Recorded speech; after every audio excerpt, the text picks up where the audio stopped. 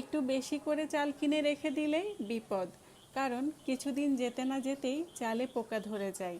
কালো পোকা, সাদা পোকা, আর যত দিন যায় সময়ের সাথে সাথে পোকার সংখ্যা যেমন বাড়তে থাকে, তেমনি চালের অবস্থাও হতে থাকে করুণ। কারণ চালের কোয়ালিটি খারাপ হয়ে যায়, চালে গন্ধ হয়ে যায় এবং পোকা দিয়ে পুরা চালের বস্তা বা ড্রাম ভরে যায়। একই অবস্থা হয় ডালের ক্ষেত্রেও।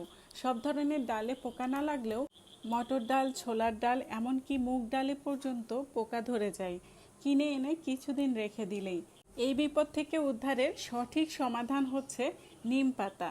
এই নিম পাতাই আপনাকে এই বিপদ থেকে পুরোপুরি মুক্তি দিতে পারে, পুরোপুরি সমাধান এনে দিতে পারে। আর যত পদ্ধতি অবলম্বন করুন না কেন, কোনো লাভ হবে না। তেজপাতা দেয়া, লং দেয়া বা রোদে দেয়া, এসবে তেমন কার্যকরী কোনো উপকারী হয় না। চাল এবং ডালে পোকা হওয়া থেকে চিরমুক্তি পেতে চাইলে নিম পাতা নিয়ে আসতে হবে। একদম টাটকা ফ্রেশ নিম পাতা গাছ থেকে পেড়ে আনা অথবা বাজার থেকে কিনে আনা, যেটাই হোক, সেটা নিয়ে এসে চাল এবং ডালের মধ্যে এভাবে আমি যেভাবে দেখিয়ে দিলাম সেভাবে দিয়ে রাখতে হবে। তারপর ঢাকনা ভালোভাবে বন্ধ করে রেখে দিতে হবে। বাস, আপনার নিম পাতা শুধু ফ্রেশ হতে হবে।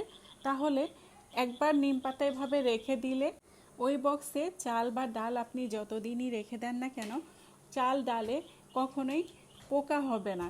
আমি নিজে অনেক দিন ধরে শুধুমাত্র নিম পাতা পদ্ধতি ব্যবহার করে আসছি, আর এতে আমার চাল বা ডালে কখনোই কোনো ধরনের পোকা হয় না। সাদা পোকা বলেন, লাল পোকা বলেন, কোনো ধরনের পোকা তো হয়ই না, বরং চাল এবং ডালের কোয়ালিটি একদম ভালো থাকে।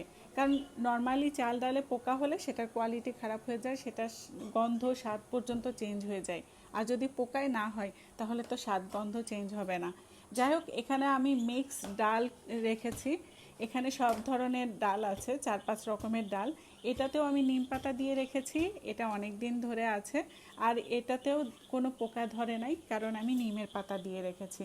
আপনারা চাইলে আলাদাভাবে ডাল রাখলে সেটাতেও এভাবে নিমের পাতা দিয়ে রাখতে পারেন, কোনো সমস্যা হবে না। নিমের পাতা দিয়ে রাখা চাল ডাল ব্যবহারে কিন্তু কোনো সমস্যা হয় না, কারণ কিছুদিনের মধ্যেই ফ্রেশ নিম পাতা শুকিয়ে একদম হালকা হয়ে যায়।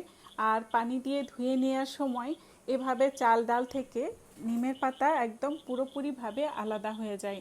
আমি আপনাদেরকে দেখাচ্ছি, দেখুন, মাত্র 2 বার ধোয়াতেই এই চাল থেকে সবগুলো নিমের পাতা কিভাবে বের হয়ে গেছে। ভিডিওটি ভালো লাগলে শেয়ার করতে ভুলবেন না এবং সাবস্ক্রাইব করুন।